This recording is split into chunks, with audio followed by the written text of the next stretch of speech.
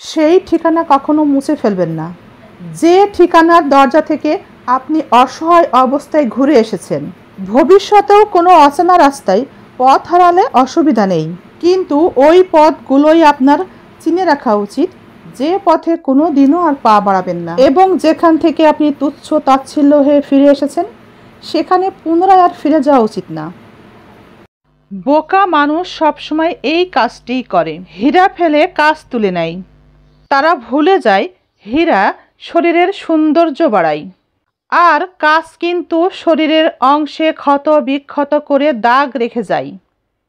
যদি প্রতিটা ব্যক্তি অনন্য হয় তবে একের বিকল্প অন্যজন কি করে হতে পারে? ক্ষয়ে যায় তবু স্মৃতি রয়ে যায়। স্বাভাবিকভাবে যদি না থাকে তবে সেটাই অস্বাভাবিক। প্রকৃতিও রহস্য পছন্দ করে। ভুল মানুষকে আপন ভাবা, ভুল মানুষকে ভালোবাসা, ভুল মানুষকে সময় দেওয়ার কারণে কষ্ট তো পাওয়ারই ছিল। সবাই যদি সত্যিকার অর্থে ভালোবাসার মানুষকে সম্মান আর গুরুত্ব দিয়ে আগলে রাখত তবে ভালোবাসার জন্য ক্যালেন্ডারে আলাদা কোনো দিনের প্রয়োজন হতো না।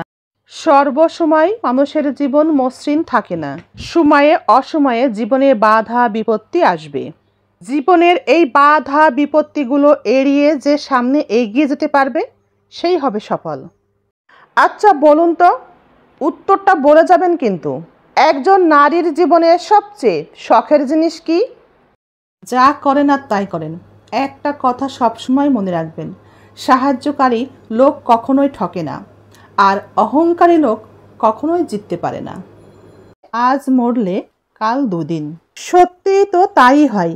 আমাদের প্রিয়জনেরা মারা গেলে আমরা কি তাদের আর মনে রাখি? দুদিন পরেই তো ভুলে যাই। স্বার্থ থাকলে ময়লা কাপড় দিয়েও তখন সুগন্ধ বের হয়, কিন্তু স্বার্থ যখন ফুরিয়ে যায় তখন সুগন্ধযুক্ত কাপড় দিয়েও দুর্গন্ধ বের হয়। নারীকে যত্ন আর ভালোবাসা ছাড়া বেঁধে রাখা অসম্ভব, তবে পর নারীতে আসক্ত হয়ে লাভ কি? আর আপনার স্ত্রী বা দোষটা করলো কি?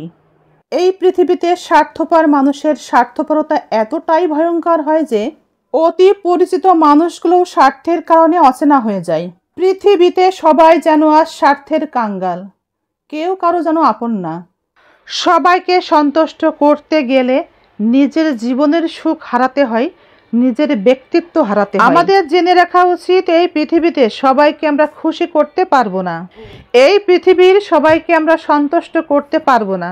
এই পৃথিবীতে আমরা সবাইকে খুশি করতে আসিনি, তাই যারা খুশি হয়েছে তাদেরকে ধন্যবাদ, যারা খুশি হয়নি তাদেরকেও ধন্যবাদ।